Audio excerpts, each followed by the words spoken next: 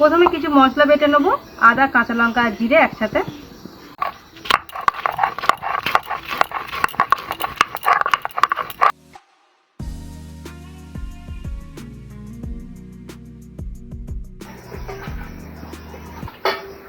এখানে কিছু কাঁচা চিনাবাদাম নিয়েছি, ভিজিয়ে রেখেছিলাম, সেটা বেটে নিচ্ছি।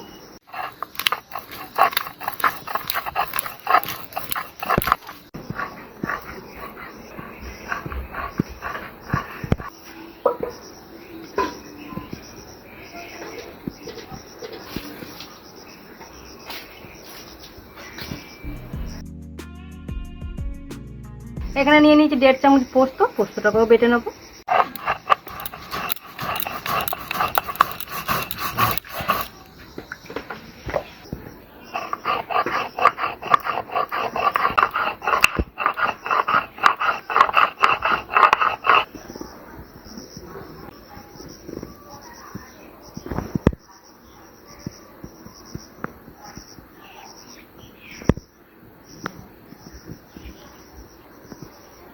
নমস্কার, রূপসা রান্নাঘর নতুন একটা ভিডিওতে আপনাদের সবাইকে স্বাগত। আজকে আবারও চলে এসেছি নতুন একটা রেসিপি নিয়ে।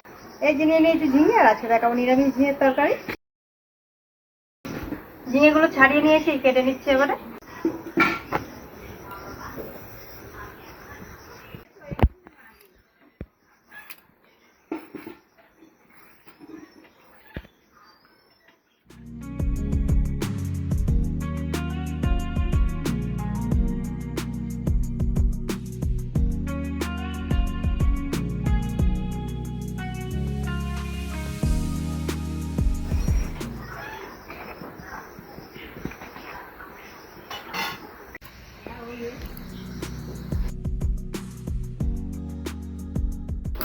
কড়াটা গরম হয়ে গেছে, প্রথমে আলুগুলোকে ভেজে নেব।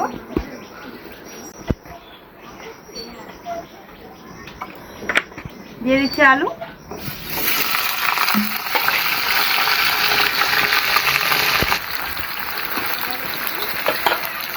দিয়ে দিচ্ছি অল্প একটু নুন।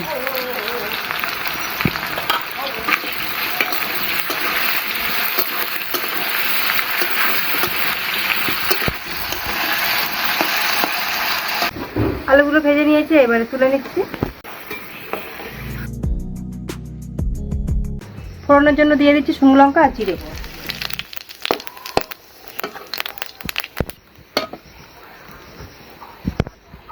এইবারে দিয়ে দেবো আদা, কাঁচা লঙ্কা, জিরে একসাথে বাটা।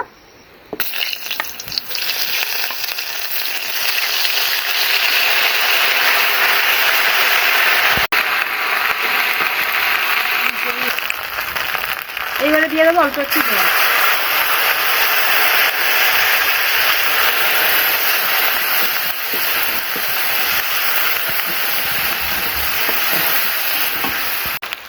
এইবার দিয়ে দেবো এর মধ্যে অল্প একটু লঙ্কার গুঁড়ো, 1/2 চামচ হলুদ গুঁড়ো, দিয়ে দেবো চীনাবাদাম বাটা, আর এখানে আছে পোস্ত বাটা।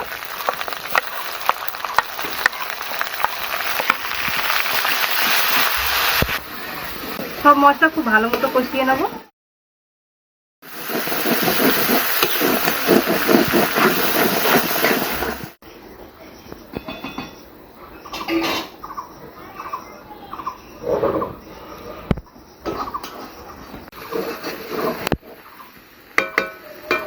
খুব সুন্দরভাবে তেলটা ছেড়ে দিয়েছে, এবারে দিয়ে দেবো ঝিঙে।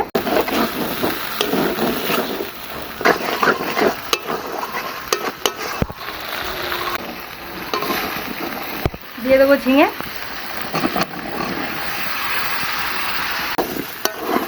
খুব ভালো করে মিশিয়ে নেবো মশলার সাথে। এখানে যে কাঁঠাল বীজগুলো ছাড়িয়ে রেখেছিলাম, কাঁঠাল বীজগুলোও দিয়ে দেবো।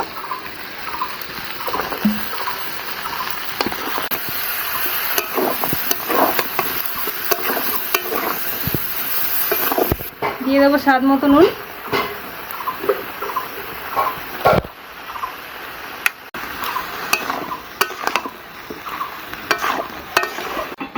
ঝিঙেটাকে খুব ভালো করে কষিয়ে নিয়েছি, এইবারে দিয়ে দেবো ভেজে রাখা আলু।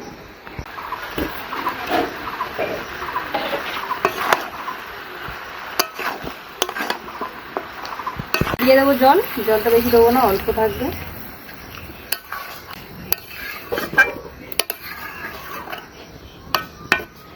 এইবারে দিয়ে দেবো ঢাকা সেদ্ধ হওয়ার জন্য। 10 মিনিট সেদ্ধ করে নিয়েছি, দেখি কিরকম হয়েছে।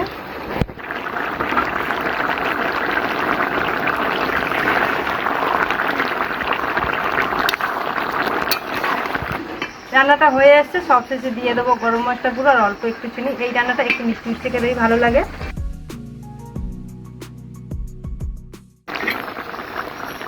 গরম মশলা,